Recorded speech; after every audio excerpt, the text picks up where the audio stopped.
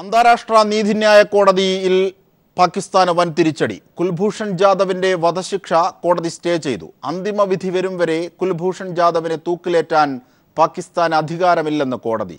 നീതിപൂർവമായ വിചാരണ വേണമെന്നും കോടതി അറിയിച്ചു. അതേസമയം വിധി അംഗീകരിക്കില്ലെന്നാണ് പാകിസ്ഥാന്റെ നിലപാട്. ദേശീയ സുരക്ഷിതത്വ കാര്യങ്ങളിൽ രാജ്യാന്തര കോടതിക്ക് ഇടപെടാൻ അധികാരമില്ലെന്ന് പാക് വിദേശകാര്യ വക്താവ്. പാകിസ്ഥാന്റെ മുഖത്തേറ്റ പ്രഹരമായി അന്താരാഷ്ട്ര നീതിന്യായ കോടതിയുടെ വിധി.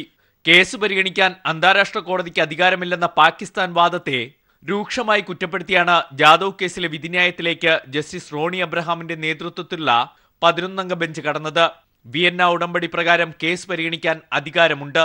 സ്വന്തം പൗരന് നിയമസഹായം നൽകാനുള്ള അവകാശവും ഇന്ത്യക്കുണ്ട്.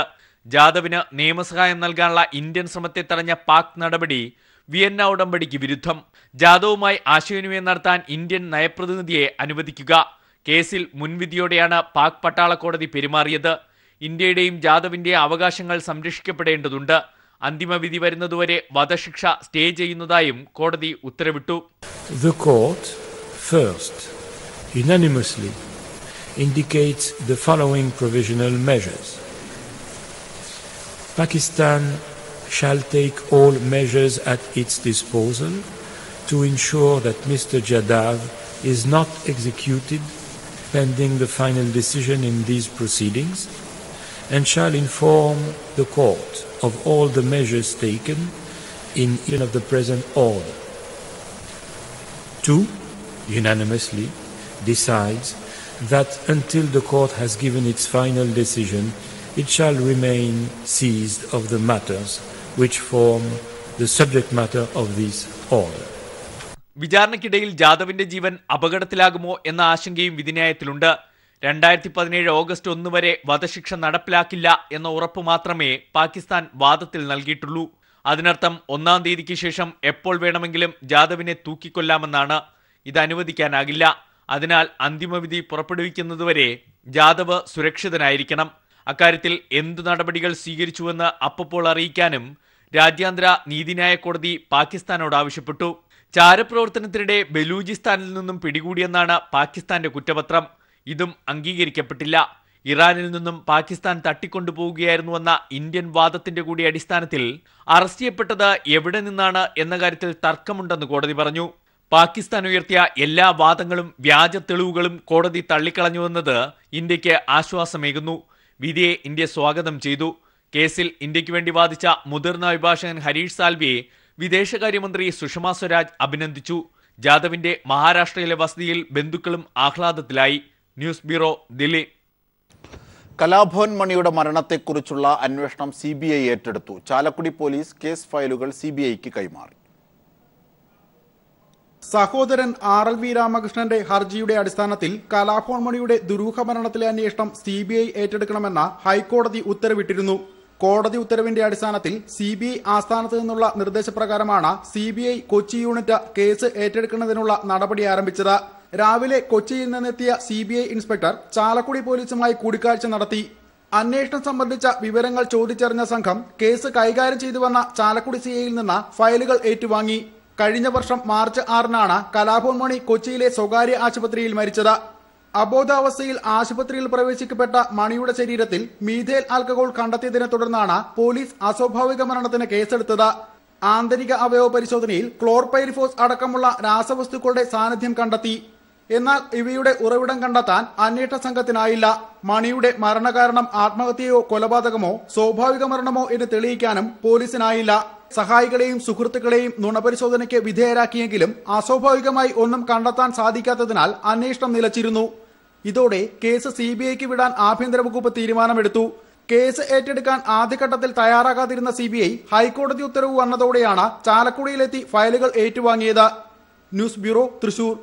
ഫുട്ബോൾ താരം CK വിനീതിനെ AG's ഓഫീസിൽ നിന്നും പിരിച്ചുവിട്ട നടപടി പുനഃപരിശോധിക്കണമെന്ന് ആവശ്യപ്പെട്ട് ദേശീയ യൂത്ത് കമ്മീഷൻ കേന്ദ്ര കായിക വകുപ്പ് സെക്രട്ടറിക്ക് കത്തയച്ചു. ഫുട്ബോളിന് വിനീത് നൽകിയ സംഭാവനകൾ പരിഗണിക്കാതെയുള്ളതാണ് നടപടിയെന്ന് യൂത്ത് കമ്മീഷൻ കത്തിൽ ചൂണ്ടിക്കാട്ടുന്നു. സംസ്ഥാനത്തെ 12 തദ്ദേശ സ്വയംഭരണ വാർഡുകളിലേക്ക് നടന്ന തെരഞ്ഞെടുപ്പിൽ LDFന് മികച്ച വിജയം. തെരഞ്ഞെടുപ്പ് നടന്ന 12 വാർഡുകളിൽ 8ലും LDF ജയിച്ചു. സംസ്ഥാനത്തെ 12 തദ്ദേശ സ്വയംഭരണ വാർഡുകളിലേക്ക് നടന്ന തെരഞ്ഞെടുപ്പിൽ LDF മികച്ച വിജയം കരസ്ഥമാക്കി. പത്തനംതിട്ടയിൽ UDF പഞ്ചായത്ത് പ്രസിഡന്റിന്റെ മരണത്തെ തുടർന്ന് നടന്ന ഉപതെരഞ്ഞെടുപ്പിൽ LDF വിജയം നേടി. കഴിഞ്ഞ തെരഞ്ഞെടുപ്പിൽ നഷ്ടമായ 3 വാർഡുകൾ LDF ഇക്കുറി പിടിച്ചെടുത്തിട്ടുമുണ്ട്. പത്തനംതിട്ട മല്ലപ്പള്ളി ഗ്രാമപഞ്ചായത്ത് കിഴക്കേക്കര വാർഡിൽ ജേക്കബ് തോമസാണ് വിജയിച്ചത്. UDFൽ നിന്ന് വാർഡ് LDF പിടിച്ചെടുക്കുകയായിരുന്നു. 87 വോട്ടാണ് ഭൂരിപക്ഷം. Pathanamthitta municipality Kumbazha west ward UDF നിലനിർത്തി. കോൺഗ്രസ് ഐയിലെ ആമിന ബീവിയാണ് വിജയിച്ചത്. ഇവിടെ കഴിഞ്ഞ തവണ 500ലേറെ വോട്ട് കിട്ടിയ UDFന് ഇക്കുറി 367 വോട്ടേ ലഭിച്ചുള്ളൂ. BJPക്ക് ആകെ കിട്ടിയത് 27 വോട്ടും. ആലപ്പുഴ എഴുപുന്ന ഗ്രാമപഞ്ചായത്ത് കുമാരപുരം വാർഡും LDF പിടിച്ചെടുത്തു. തൃശൂർ വാടാനപ്പള്ളി ഗ്രാമപഞ്ചായത്ത് നടുവിക്കര വെസ്റ്റ് വാർഡിൽ CPMലെ VG അനിൽകുമാർ വിജയിച്ചു. 130 വോട്ടാണ് ഭൂരിപക്ഷം. മലപ്പുറം ജില്ലയിൽ ഉപതെരഞ്ഞെടുപ്പ് നടന്ന 2 വാർഡിലും മുസ്ലിം ലീഗ് വിജയിച്ചു.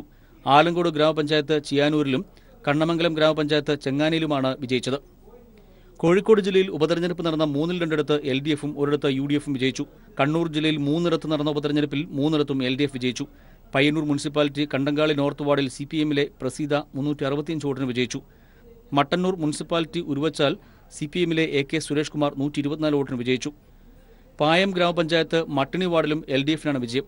കഴിഞ്ഞ തവണ UDF വിജയിച്ച ഇവിടെ 268 വോട്ടിന്റെ ഭൂരിപക്ഷത്തിനാണ് CPMലെ AK സുരേഷ് കുമാർ വിജയിച്ചത്. 6 ജില്ലകളിലെ 7 ഗ്രാമപഞ്ചായത്ത് വാർഡുകളിലും കോഴിക്കോട്, പത്തനംതിട്ട, കണ്ണൂർ ജില്ലകളിലെ 4 മുനിസിപ്പൽ വാർഡുകളിലും കോഴിക്കോട് ജില്ലയിലെ 1 ബ്ലോക്ക് പഞ്ചായത്ത് വാർഡിലുമാണ് ഉപതെരഞ്ഞെടുപ്പ് നടന്നത്. News bureau, Thiruvananthapuram. സിനിമാ മേഖലയിലെ പ്രശ്നങ്ങൾ പഠിക്കുന്നതിന് പ്രത്യേക സമിതി രൂപീകരിക്കുമെന്ന് മുഖ്യമന്ത്രി. പുതിയതായി രൂപീകരിച്ച വനിതാ സിനിമാ താരങ്ങളുടെ സംഘടനാ പ്രതിനിധികൾക്കാണ് മുഖ്യമന്ത്രി ഉറപ്പ് നൽകിയത്. വുമൺ കളക്റ്റീവ് ഇൻ സിനിമ എന്ന പേരിൽ മഞ്ജു വാര്യർ മുൻകൈയെടുത്താണ് പുതിയ സംഘടനയ്ക്ക് പിറവിയായത്. വുമൺ കളക്റ്റീവ് ഇൻ സിനിമ എന്ന പേരിലാണ് ഇന്ത്യയിലാദ്യമായി വനിതാ സിനിമാ പ്രവർത്തകർ കേരളം കേന്ദ്രീകരിച്ച് സംഘടന രൂപീകരിക്കുന്നത്. സിനിമാ താരമായ മഞ്ജു വാര്യരാണ് സംഘടനയുടെ തലപ്പത്തുള്ളത്. സിനിമാ താരങ്ങളെ കൂടാതെ സാങ്കേതിക പ്രവർത്തകർ കൂടി ഉൾക്കൊള്ളുന്നതാവും സംഘടന. ബീന പോൾ, അഞ്ജനി മേനോൻ, റിമ കല്ലിങ്കൽ, പാർവതി, വിധു വെൻസിന്റ് എന്നിവരാണ് സംഘടന രൂപീകരിക്കാൻ മുൻകൈയെടുത്തത്. സംഘടനാ രൂപീകരണത്തിന് മുന്നോടിയായി സിനിമാ പ്രവർത്തകർ മുഖ്യമന്ത്രി പിണറായി വിജയനെ നേരിൽ കണ്ട് പിന്തുണ അഭ്യർത്ഥിച്ചു. സെക്രട്ടേറിയറ്റിലെ മുഖ്യമന്ത്രിയുടെ ചേംബറിലെത്തിയായിരുന്നു സിനിമാ താരങ്ങൾ തങ്ങൾ നേരിടുന്ന പ്രശ്നങ്ങൾ വിശദീകരിച്ചത്. സിനിമാ മേഖലയിലെ പ്രശ്നങ്ങൾ പഠിക്കാനായി സമിതി രൂപീകരിക്കുമെന്ന് മുഖ്യമന്ത്രി ഉറപ്പ് നൽകിയതായി പ്രവർത്തകർ പറഞ്ഞു. എറണാകുളത്ത് വെച്ച് ഒരു സിനിമാ നടിക്ക് നേരെ ഉണ്ടായ അക്രമം ഒറ്റപ്പെട്ട സംഭവമല്ല. ഇതാണ് സംഘടനാ രൂപീകരണം വേഗത്തിലാക്കാൻ കാരണമെന്ന് നടിമാർ പറഞ്ഞു. അതൊരു ട്രിഗർ തന്നെയാണ് നമുക്ക്. ഇപ്പം നമ്മുടെ ഇതൊക്കെ ഒരുപാട് കാലങ്ങളായിട്ട്, സിനിമ തുടങ്ങിയ കാലങ്ങളായിട്ട് തന്നെ തുടങ്ങി വന്ന കാര്യമാണ്. പക്ഷെ ഇതൊക്കെ നമ്മൾ മാറി മാറി ഇരുന്ന് ഇത് അനുഭവിക്കുന്നു. ഇതിനൊരു റിഡ്രസൽ കമ്മിറ്റി ഇല്ല, അങ്ങനെ ഒരു സ്ഥലം ഇല്ലാത്തത് കൊണ്ട് നമുക്ക് പോകാനൊരു ഇടമുണ്ടായിരുന്നില്ല. പക്ഷേ നമ്മുടെ സഹപ്രവർത്തകർക്ക് ഇതുണ്ടായതിനു ശേഷം അവർ കാണിച്ച ധൈര്യവും പിന്നെ ഗവൺമെൻറ് തന്ന സപ്പോർട്ടും അവർ സമയബന്ധിതമായിട്ട് തന്നെ ഈ ഒരു കാര്യത്തിന് ഒരു ഇമ്പോർട്ടൻസ് കൊടുത്തതുകൊണ്ടും നമുക്ക് ആ ഒരു ധൈര്യവും ഇനി ശരി എന്നാൽ നമുക്ക് ഇതിനെ ഒരു healthy space of working space ആക്കാമെന്ന് നമ്മൾ തീരുമാനമെടുത്ത് കൂടെ. സിനിമാ മേഖലയിൽ പ്രവർത്തിക്കുന്ന എല്ലാ സംഘടനകളുടെയും പിന്തുണ തങ്ങൾക്കുണ്ടെന്ന് നടിമാർ അവകാശപ്പെട്ടു. ഇന്ത്യയിൽ തന്നെ ഇതാദ്യമായിട്ടാണ് വനിതാ താരങ്ങൾ മുൻകൈയെടുത്ത് സ്ത്രീകൾക്ക് മാത്രമായി ഒരു സംഘടന രൂപീകരിക്കുന്നത്. News bureau, Thiruvananthapuram. നദീജല കേസുകൾ കൈകാര്യം ചെയ്യുന്ന കാവേരി സെൽ പിരിച്ചുവിടുന്നത് കേസ് നടത്തിപ്പ് കൂടുതൽ കാര്യക്ഷമമാക്കുന്ന പുതിയ സംവിധാനം ഒരുക്കിയ സാഹചര്യത്തിലാണെന്ന് മുഖ്യമന്ത്രി പിണറായി വിജയൻ. മുൻ അഡീഷണൽ ചീഫ് സെക്രട്ടറി VJ കുര്യന്റെ നേതൃത്വത്തിലാണ് പുതിയ സമിതി. സെൽ പിരിച്ചുവിട്ടതിൽ ബാഹ്യസമ്മർദ്ദം ഉണ്ടെന്നാരോപിച്ച് പ്രതിപക്ഷം സഭയിൽ നിന്നും ഇറങ്ങിപ്പോയിരുന്നു. ബാഹ്യസമ്മർദ്ദത്തിന് വഴങ്ങിയാണ് കാവേരി നദീജല സെൽ പിരിച്ചുവിടുന്നതെന്ന് ആരോപിച്ചായിരുന്നു പ്രതിപക്ഷത്തിന്റെ അടിയന്തര പ്രമേയം. ബാഹ്യസമ്മർദ്ദങ്ങൾക്ക് വിധേയമായി കേരളത്തിന്റെ താൽപര്യങ്ങളെ പണയപ്പെടുത്തുന്നതിന് വേണ്ടി നടത്തുന്ന ശ്രമത്തിന്റെ ആദ്യത്തെ കാൽവെപ്പാണ് ഇപ്പോഴീ നടന്നുകൊണ്ടിരിക്കുന്നത്.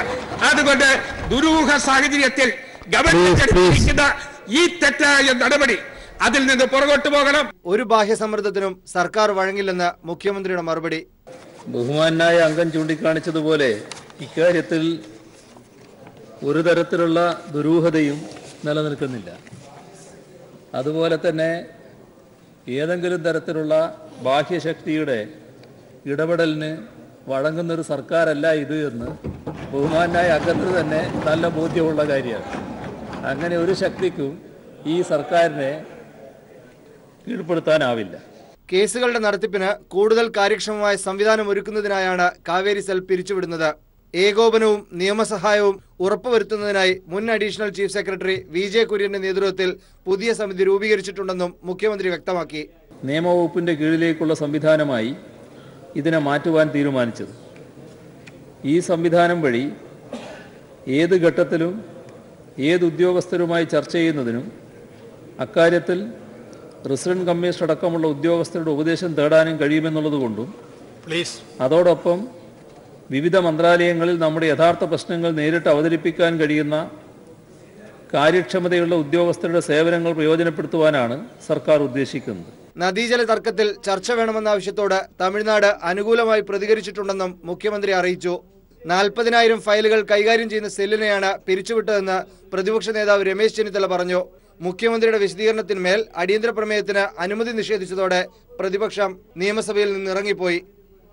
MR സജേഷ്, തിരുവനന്തപുരം. ദേശീയ ഗെയിംസ് നടത്തിപ്പിൽ 24.89 കോടി രൂപയുടെ നഷ്ടമുണ്ടായതായി ധനമന്ത്രി ഡോക്ടർ തോമസ് ഐസക് നിയമസഭയെ അറിയിച്ചു. മൂന്നാറിലെ 126 അനധികൃത നിർമ്മാണങ്ങൾക്ക് സ്റ്റോപ്പ് മെമ്മോ നൽകിയതായി റവന്യൂ മന്ത്രിയും സഭയെ രേഖാമൂലം അറിയിച്ചു.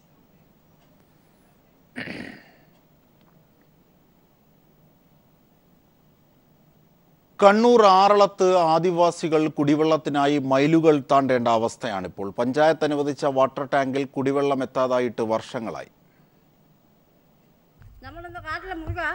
ഇത് നല്ലൊരു മനുഷ്യന്മാരല്ലേ, നമ്മളിപ്പോ അങ്ങനത്തെ വെള്ളം കുടിക്കുക. ഈ പറഞ്ഞ നിങ്ങളാരും കുടിക്കില്ലല്ലോ അങ്ങനത്തെ വെള്ളം. നമ്മൾ മനുഷ്യന്മാരല്ലേ. വേനൽ കനത്തു തുടങ്ങും മുൻപേ കണ്ണൂരിന്റെ മലയോരങ്ങളിലും കുടിനീർ വറ്റി തുടങ്ങി. ആറളം ഫാം 10ാം ബ്ലോക്കിലെ നിത്യകാഴ്ചയാണ് മലയരിച്ചു വരുന്ന കുടിനീരിനായി കുന്നും മലകളും താണ്ടിയുള്ള ഈ യാത്ര. വയ്യെങ്കിലും തിരിച്ചും ഇതേ രീതിയിൽ വെള്ളവും ചുമന്ന് മടക്കം. പരാതികൾ കേൾക്കാനും ചിത്രീകരിക്കാനുമായി പോയ വർഷങ്ങളിലും പല മാധ്യമപ്രവർത്തകരും എത്തി.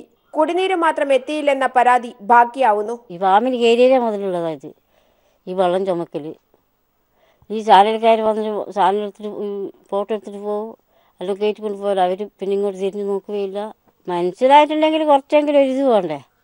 നമ്മളെല്ലാവരും മനുഷ്യന്മാരല്ലേ, വെള്ളം കുട്ടി ജീവിക്കണ്ടേ നമുക്ക്. പഞ്ചായത്ത് സ്ഥാപിച്ച 5000 ലിറ്റർ വാട്ടർ ടാങ്ക് കാഴ്ച മാത്രമായിരിക്കുന്നു. ജലനിധിയുടെ പേര് പറഞ്ഞ് ഒരു തുള്ളി വെള്ളം പഞ്ചായത്ത് ഈ ടാങ്കിലും എത്തിക്കാറില്ല. പറഞ്ഞു മടുത്തവർ ഇപ്പോഴും കേഴുന്നു, ഞങ്ങൾ മൃഗങ്ങളുടെ പട്ടികയിലും പെടുകയില്ലേ എന്ന്. വേറും കാട്ടിലെ മൃഗങ്ങളാണ് ഞങ്ങള്. ഒരു പിള്ളേർ സൂര്യ വരെ കക്കൂസിൽ പോകാൻ ഒരു തുള്ളി വെള്ളമില്ല. കടുത്ത വേനലിൽ കാടുകളും വറ്റിവരണ്ട് ഉണങ്ങി തുടങ്ങിയിരിക്കുന്നു. ആദിവാസികളും കടുത്ത വേനലിൽ കാതങ്ങളോളം കുടിനീരിനായുള്ള യാത്ര തുടങ്ങിക്കഴിഞ്ഞു. ഇനി വരാൻ പോകുന്ന കൊടും വേനലിൽ എന്താകുമെന്ന ഭീതിയാണ് എല്ലാ മുഖങ്ങളിലും നേളിക്കുന്നത്.